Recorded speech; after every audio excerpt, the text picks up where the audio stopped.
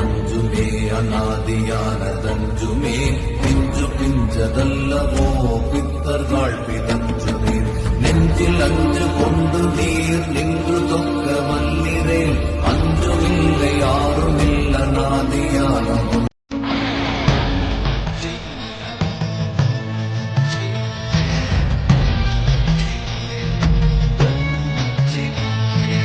ஐந்தெழுத்து ஐந்து பூதங்களாகவும் ஐந்து புலன்களாகவும் நமது உடம்பில் இருந்து இயங்கி அனாதியாக பஞ்சாட்சரமாக இருக்கிறது.